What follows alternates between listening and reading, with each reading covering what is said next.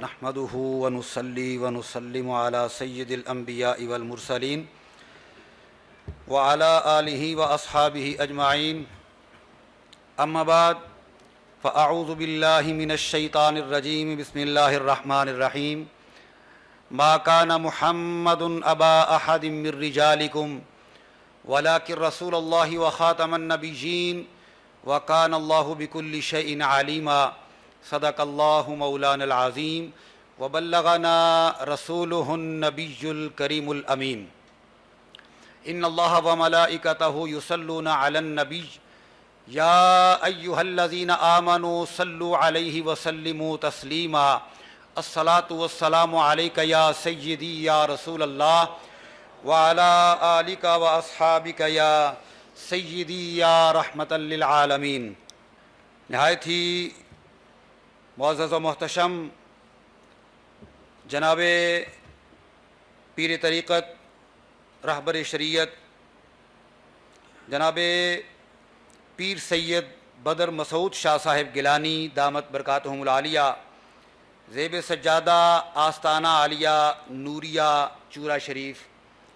معزز و محتشم جناب پروفیسر ڈاکٹر محمد ہمایوں عباس شمس صاحب dean faculty of Islamic learning G C university Faisalabad, جناب عالی مرتبت پیر کرنل الطاف محمود ہاشمی صاحب آستانہ عالیہ سیدہ شریف، برادر محترم جناب ڈاکٹر حافظ آصف علی رضا صاحب، جناب محترم محقق ختم نبوت محمد صادق علی زاہد صاحب، جملہ برادران و خواہران اسلام، السلام علیکم ورحمۃ اللہ وبرکاتہ۔ احباب ذی وقار، موجودہ پرفتن دور میں جہاں سب سے زیادہ جو فتنے ہیں وہ مسلمانوں کے عقائد کو برباد کرنے کے لیے ہر طرح سے کوشاں ہیں، مسلمانوں سے ان کی قیمتی متاع ایمان کو چھیننا چاہتے ہیں، مسلمانوں کو بے دین بنانا چاہتے ہیں۔ ایک طرف الحاد ہے کہ جو بالکل ہی دین اسلام سے لوگوں کو دور کرنا چاہتا ہے، ایک طرف فتنہ استشراق ہے، مستشرقین کبھی قرآن کا انکار کرتے ہیں، کبھی قرآن مجید کی حفاظت و تدوین پہ بات کرتے ہیں، کبھی قراءت قرآنیہ پہ بات کرتے ہیں، کبھی نسخ قرآن پہ بات کرتے ہیں، قرآن مجید فرقان حمید میں شکوک و شبہات پیدا کرنے کی کوشش کرتے ہیں، اور کبھی رسول پاک صلی اللہ تعالی علیہ وسلم کی ذات بابرکات پہ طعن و تشنیع کرتے ہیں، آقا دو عالم صلی اللہ تعالی علیہ وسلم کی کبھی نبوت کا ہی انکار کرتے ہیں، کبھی ختم نبوت کا انکار کرتے ہیں، اور کبھی آقا دو عالم صلی اللہ تعالی علیہ وآلہ وسلم کی شان اقدس میں گستاخی کرتے ہیں، مختلف طرح سے کارٹون بناتے ہیں، فلمیں بناتے ہیں، اور اپنے طرح سے وہ کوشاں ہیں اور کوشش کرتے رہتے ہیں۔ ایک طرف متجددین ہیں کہ جو جدید انداز میں جدیت پسند ہیں، جو مادیت پسند ہیں، جو جدیدیت کی آڑ میں مسلمانوں کے ایمان کو چھیننا چاہتے ہیں، مسلمانوں کے ایمان کو برباد کرنا چاہتے ہیں۔ کہیں رافضیت ہے، کہیں خارجیت ہے، کہیں ناسبیت ہے۔ احباب ذی وقار، ان پر آشوب اور پر فتن ماحول میں جناب پیر سید بدر مسعود شاہ صاحب گیلانی دامت برکاتہم العالیہ آپ نے یہ سلسلہ شروع کیا ہے۔ میں دیکھ رہا ہوں کہ آپ لٹریچر بھی تقسیم کرتے ہیں، محافل بھی ان منعقد کرتے ہیں، آپ اس طرح کی عقائد اہل سنت کے نام پر کانفرنسز منعقد کرتے ہیں۔ الحمدللہ اس سلسلے کی یہ تیسری کانفرنس ہے۔ میں اس کانفرنس پر قبلہ پیر صاحب کو اور ان کے جتنے بھی معاونین ہیں ان سب کو ہدیہ تبریک پیش کرتا ہوں۔ اللہ جل مجدہ الکریم آپ کی توفیقات میں اضافہ فرمائے۔ احباب ذی وقار، اس وقت موجودہ دور میں جو سب سے زیادہ ضرورت ہے وہ عقائد اہل سنت کے تحفظ کی ضرورت ہے۔ فرضی عبادات کے بعد جو سب سے اہم عبادت ہے وہ دین اسلام کی تبلیغ و ترویج ہے، وہ عقائد اہل سنت کی حفاظت ہے.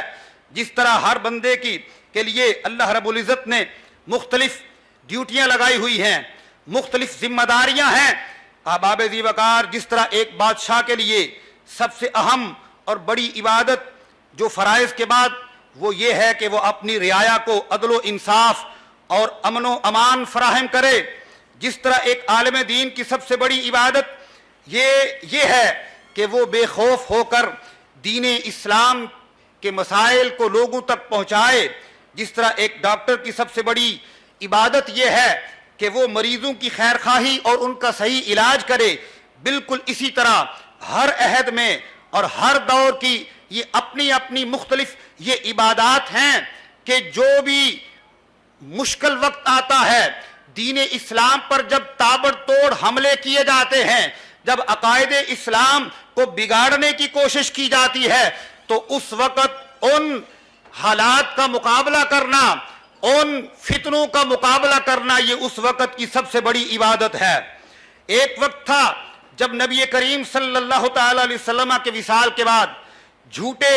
مدعیان نبوت اور مرتدین کا فتنہ زوروں پر تھا, تو اس وقت سب سے بڑی عبادت حضرت جناب ابو بکر صدیق اکبر رضی اللہ تعالی عنہ نے کی, اور آپ نے اپنے ساتھیوں کے ساتھ مل کر ان تمام فتنوں کا قلع کما کیا.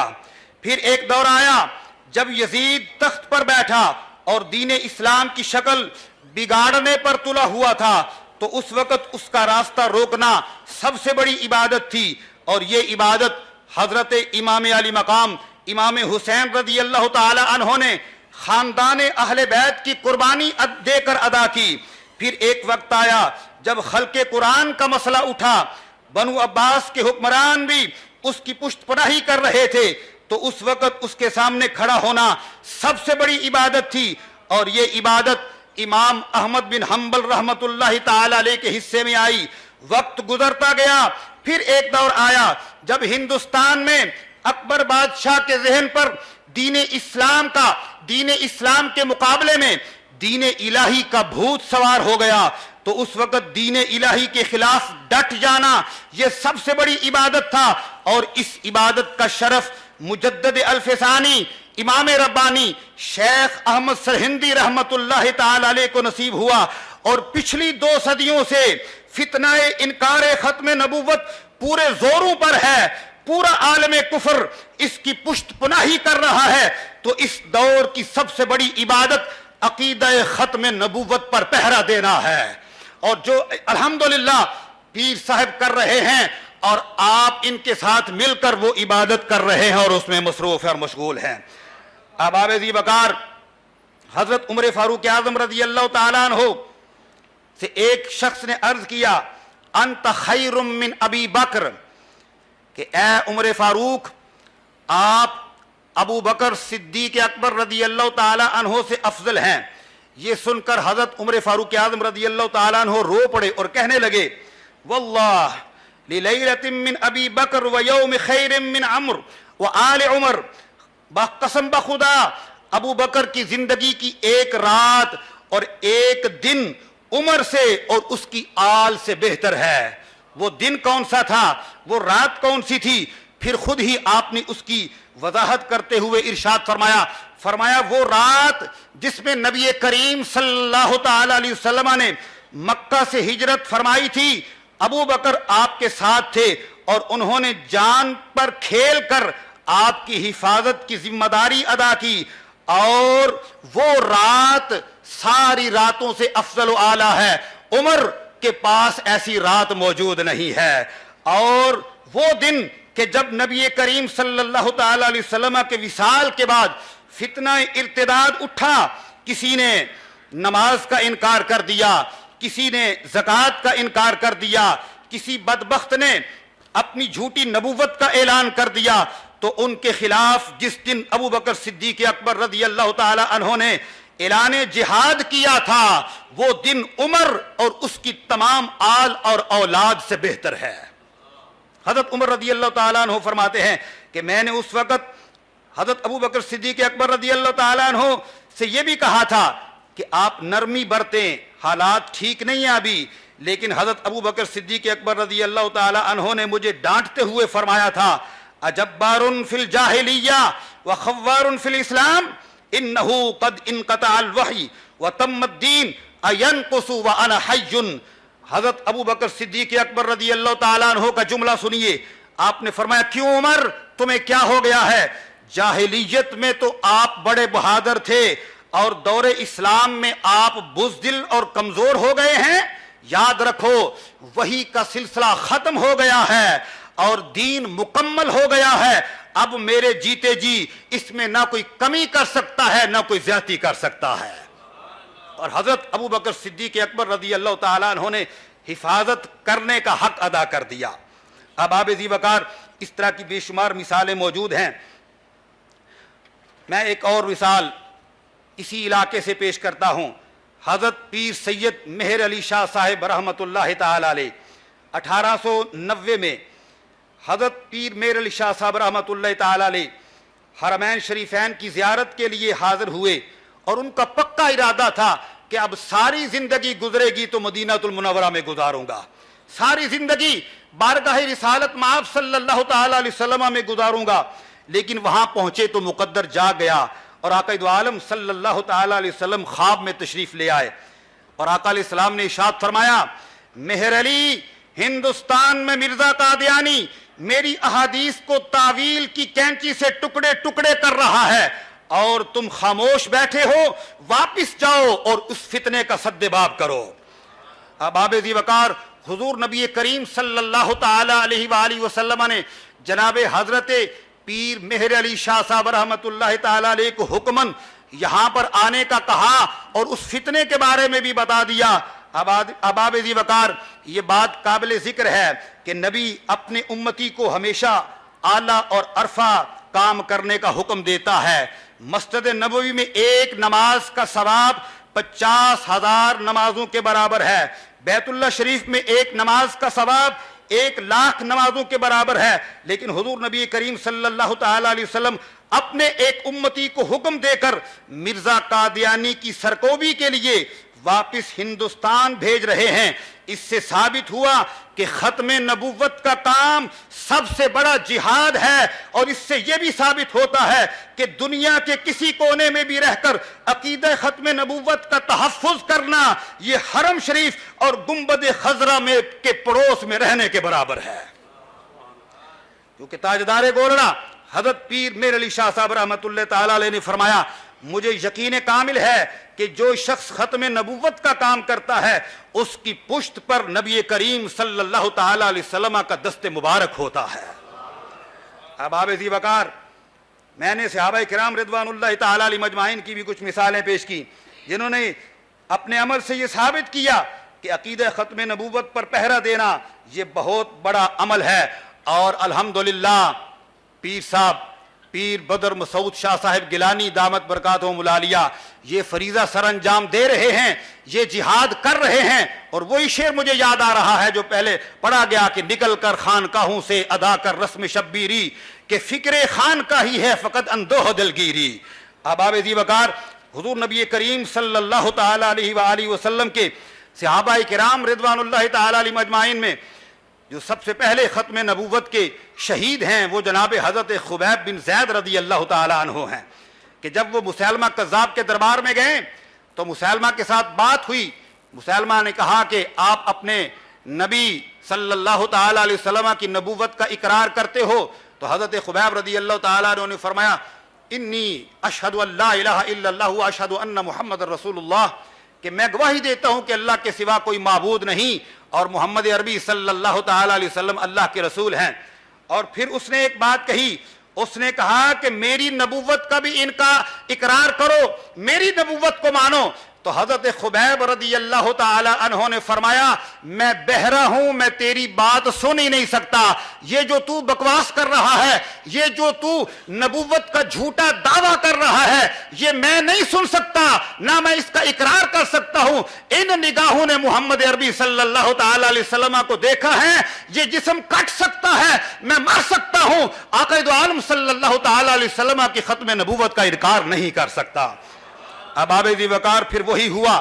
مسلمہ کو غصہ آیا، اس نے جلاد کو کہا کہ خبیب کا ایک ہاتھ کاٹ دیا جائے۔ جلاد آگے بڑھا، اس نے حضرت خبیب رضی اللہ تعالیٰ عنہ کا ہاتھ کاٹ دیا۔ پھر اس نے کہا کہ میری نبوت اور رسالت کو مانتے ہو؟ تو حضرت خبیب رضی اللہ تعالیٰ عنہ نے فرمایا میں تیری بکواس نہیں سنتا، میں محمد عربی صلی اللہ تعالیٰ علیہ وسلم کی نبوت اور رسالت کا اقرار کرتا ہوں۔ اس نے کہا کہ ان کا دوسرا ہاتھ بھی کاٹ دیا جائے۔ پھر آپ نے اقرار کیا، پھر ایک ٹانگ کاٹ دی گئی، پھر دوسری ٹانگ کاٹ دی گئی، حتیٰ کہ ان کا جسم ٹکڑے ٹکڑے کر دیا گیا، لیکن ان ٹکڑوں سے یہی آواز آ رہی تھی کہ محمد عربی صلی اللہ تعالی علیہ وسلم کے بعد اب قیامت تک کوئی نبی اور رسول نہیں آ سکتا، آقا دو عالم صلی اللہ تعالی علیہ وآلہ وسلم آخری نبی اور رسول ہیں۔ نبی کی عزت و حرمت پہ مرنا عین ایمان ہے، سرے مقتل بھی ان کا ذکر کرنا عین ایمان ہے، ڈراتا ہے ہمیں دار و رسم سے کیوں ارے ناداں، نبی کے عشق میں سولی پہ چڑھنا عین ایمان ہے۔ اب آب ذی وقار میں مختصر کرتے ہوئے آگے بڑھتا ہوں۔ اسی طرح یمن میں ایک شخص نے نبوت کا اعلان کیا، اور حضرت ابو مسلم خولانی رحمت اللہ تعالی علیہ تابعی ہیں، جب وہ اس کے پاس گئے تو اس نے کہا کہ میری نبوت کو مانو، حالانکہ انہوں نے ابھی رسول پاک صلی اللہ تعالی علیہ وسلم کی زیارت نہیں کی تھی، صحابیت کے درجے پر فائز نہیں ہوئے، لیکن آپ نے انکار کر دیا۔ جب انکار کیا اس نے آگ کا علو جلوایا اور حضرت ابو مسلم خولانی رحمت اللہ تعالی علیہ کو آگ میں ڈال دیا۔ آپ کلمہ پڑھتے ہوئے پورے ایمان و یقین کے ساتھ ختم نبوت کا نعرہ لگاتے ہوئے، ختم نبوت پر پہرا دیتے ہوئے، ختم نبوت کا تحفظ کرتے ہوئے اس آگ میں تشریف لے جاتے ہیں۔ کافی دیر کے بعد آگ سے آپ صحیح سلامت نکل آتے ہیں، اور جو اس کے اسود انسی کے پیروکار تھے حضرت ابو مسلم خولانی رحمت اللہ تعالی علیہ کو جب صحیح سلامت نکلتا ہوا دیکھتے ہیں تو اس کی نبوت کا انکار کر کے رسول پاک صلی اللہ تعالی علیہ وسلم کی ختم نبوت پر ایمان لے آتے ہیں۔ آج بھی ہو گر ابراہیم کا ایمان پیدا، آگ بھی کر سکتی ہے انداز گلستاں پیدا۔ اب آب ذی وقار میں آگے بڑھتا ہوں۔ عقیدہ ختم نبوت کے بارے میں آپ نے سن لیا۔ مصادر اسلامی میں عقیدہ ختم نبوت کی اہمیت، یہ میرا موضوع۔ مصادر اسلامی میں قرآن مجید، آیات آپ نے سنی میرے پاس موجود ہیں، احادیث طیبات، قرآن مجید کی جو آیات ہے تقریباً 100 کے قریب ہیں جو رسول اللہ صلی اللہ تعالی علیہ وسلم کی ختم نبوت کی دلیل ہیں، اور احادیث طیبات کی جو تعداد ہے 200 سے زائد ہے جو رسول پاک صلی اللہ تعالی علیہ وسلم کی ختم نبوت کی دلیل ہیں۔ اس سے آگے بڑھیے، احادیث طیبات اور قرآن مجید کی آیات کے بعد سابقہ انبیاء کرام علیہم السلام نے بھی رسول پاک صلی اللہ تعالی علیہ وسلم کی ختم نبوت کا اقرار کیا ہے۔ میں آگے چلتا ہوں، وقت کم ہے۔ اب آب ذی وقار حضرت ابو بکر صدیق اکبر رضی اللہ تعالی عنہ کے زمانہ میں، یعنی صحابہ کرام رضوان اللہ تعالی علیہم اجمعین کے آثار سے اور فقہاء ائمہ مجتہدین کی کتابوں سے اور صوفیاء کی کتابوں سے 2-3 حوالے آپ کے گوش گزار کر کے اپنی معروضات کو ختم کرتا ہوں۔ حضرت ابو بکر صدیق اکبر رضی اللہ تعالیٰ عنہ نے جب مسیلمہ کذاب کے خلاف جہاد کا اعلان کیا تو آپ نے فرمایا مدینے میں کوئی نہ رہ جائے، کوئی عاقل بالغ شخص مدینے میں نہ رہے، کوئی بدری ہے تو وہ بھی نکل آئے، کوئی احد والا ہے تو وہ بھی نکل آئے، کوئی احزاب والا ہے تو وہ بھی آ جائے، کوئی بیت رضوان والا ہے تو وہ بھی آ جائے، کوئی فتح مکہ والا ہے تو وہ بھی آ جائے، سب نکلو اور رسول اللہ صلی اللہ تعالی علیہ وسلم کی ختم نبوت کا دفاع کرتے ہوئے میدان عمل میں آ جاؤ، اور اس فتنے کا جو رسول اللہ صلی اللہ تعالی علیہ وآلہ وسلم کی ختم نبوت کا انکار کرتا ہے، مسیلمہ کذاب جو جھوٹا نبی ہے، اور اس کے پیروکاروں کے خلاف نکل کر جہاد کرو اور رسول اللہ صلی اللہ تعالی علیہ وسلم کی ختم نبوت کا دفاع اور تحفظ کرو۔ آپ نے فرمایا کہ کوئی میرا محافظ بھی جانا رہے، حتیٰ کہ میں اکیلا یہاں رہ جاؤں، چونکہ میں بھی نکلنا چاہتا تھا۔ علی المرتضیٰ شیر خدا نے مجھے فرمایا ہے کہ حکومتی ذمہ داریاں ہیں، آپ مدینے میں رہیں، اور میرا دل بھی چاہتا ہے کہ میں میدان عمل میں نکلوں۔ آپ نے فرمایا میں اکیلا رہ جاؤں، یہ پہاڑوں سے جنگلوں سے درندے آئیں میرا جسم نوچ کر کھائیں اور میں بھی رسول اللہ صلی اللہ تعالی علیہ وآلہ وسلم کی ختم نبوت پر قربان ہو جاؤں. اس لیے آپ نے اس شدت کے ساتھ، اس کوشش کے ساتھ آپ نے سب اہل مدینہ کو، جتنے بھی صحابہ کرام رضوان اللہ تعالی علیہم اجمعین سے، اور تقریباً مختلف روایات ہیں 20 سے 24 ہزار کا لشکر آپ نے روانہ کیا یمامہ کی طرف. ان کا 40 ہزار کا لشکر تھا، اور اس میں کتنے صحابہ شہید ہوئے. رسول اللہ صلی اللہ تعالی علیہ وسلم کے زمانہ اطہر میں کل غزوات اور سرایا کو اگر کاؤنٹ کیا جائے تو 74 بنتے ہیں، جس میں تقریباً 259 صحابہ کرام رضوان اللہ تعالی علیہم اجمعین نے جام شہادت نوش کیا. اس ایک جنگ میں جو ختم نبوت کے تحفظ میں تھی، جو مسیلمہ کذاب کے خلاف تھی، اس میں 24,000 کا صحابہ کا لشکر تھا، جس میں 1200 صحابہ نے جام شہادت نوش کیا، جس میں 700 سے زائد وہ صحابہ تھے جو قرآن مجید کے حافظ تھے. آپ اندازہ کیجئے کہ یہ کتنی جو ہے وہ اہم جنگ تھی اور جہاد تھا جو حضرت ابوبکر صدیق اکبر رضی اللہ تعالیٰ عنہ نے کیا. اس کے بعد حضرت عمر رضی اللہ تعالیٰ عنہ کی کوششیں ہیں. حضرت عثمان غنی رضی اللہ تعالیٰ عنہ کا دور ہے، آپ کا دور خلافت ہے. کوفہ میں چند لوگ ایسے ہیں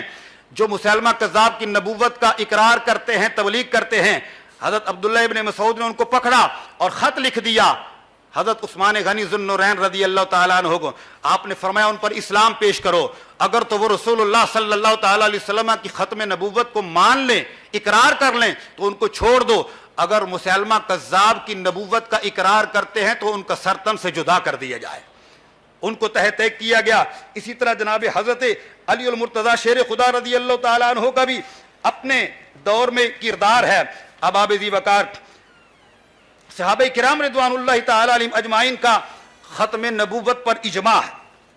یہ انشاءاللہ یہ مضمون آ جائے گا، اس میں پڑھ لیجئے گا. آگے میں چلتا ہوں. مصادر اسلامی میں قرآن مجید، حدیث طیبہ، آثار صحابہ. اب آئمہ جو ہمارے حدیث طیبہ کے جو آئمہ ہیں، جو محدثین ہیں، جو شارحین ہیں، انہوں نے کیا اس میں بیان کیا ہے. حضرت امام بخاری رحمۃ اللہ تعالی علیہ اپنی صحیح میں خاتم النبیین صلی اللہ تعالی علیہ وسلم کے عنوان سے آپ نے باب قائم کیا ہے. صحیح بخاری میں خاتم النبیین کے عنوان سے باب قائم کیا، اور احادیث صحیحہ سے نبی اکرم صلی اللہ تعالی علیہ وسلم کے بعد نبوت کے مدعی کو کذاب و دجال قرار دیا. بخاری شریف کی مرویات بے شمار موجود ہیں، یہاں پر ان کا جو ہے وہ ٹائم نہیں ہے کہ یہاں ذکر کیا جائے. اسی طرح حضرت امام مسلم رحمۃ اللہ تعالی علیہ نے اپنی صحیح میں ذکر کونہ صلی اللہ تعالی علیہ وسلم خاتم النبیین، اس عنوان سے آپ نے صحیح مسلم میں باب باندھا، اور اس میں عقیدہ ختم نبوت کے موضوع پر رسول اللہ صلی اللہ تعالی علیہ وسلم کے فرامین کو ذکر کیا، اور آقا علیہ الصلوۃ والتسلیم کے بارے میں ارشاد فرمایا کہ آپ سب نبیوں کے آخر میں تشریف لائے ہیں، اور اب حضور صلی اللہ تعالی علیہ وسلم کے بعد کوئی نبی نہیں آئے گا، قیامت آئے گی. اسی طرح امام ترمذی، امام ابن حجر اسقلانی ہے، امام قسطلانی ہے، جملہ. اس کے بعد فقہائے احناف میں سے حضرت امام اعظم ابو حنیفہ رحمۃ اللہ تعالی علیہ، آپ کی ایک بات عرض کر کے میں اپنے آگے چلتا ہوں. حضرت امام ابو حنیفہ رحمۃ اللہ تعالی علیہ، آپ کے دور میں ایک شخص نے نبوت کا دعویٰ کیا اور لوگوں نے اسے پکڑ لیا، تو وہ کہنے لگا مجھے مہلت دی جائے کہ میں اپنی نبوت کے کچھ دلائل پیش کروں اور نبوت کی کچھ نشانیاں دکھاؤں. حضرت امام صاحب نے ایک جملہ ارشاد فرمایا من طلب منہ علامتا فقد کفر، جس نے بھی اس شخص کے نبی ہونے کی علامت اور دلیل کو طلب کیا وہ بھی کافر ہو جائے گا.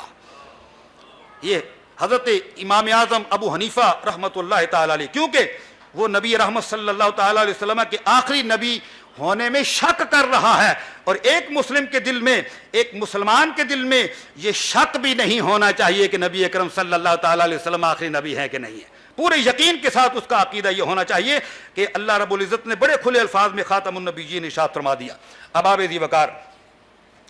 یہاں پر فقہائے احناف، فقہائے شافعیہ، فقہائے حنبلیہ اور فقہائے مالکیہ کے میرے پاس اقوال ہیں، لیکن آخر میں حضرت مجدد صاحب رحمۃ اللہ تعالی علیہ، آپ نے جو اس میں اپنی ایک قول میں یہاں پر یہ عرض کیے دیتا ہوں. حضور غوث اعظم رضی اللہ تعالیٰ عنہ جو علم و فضل اور طریقت میں بہت بلند درجے کے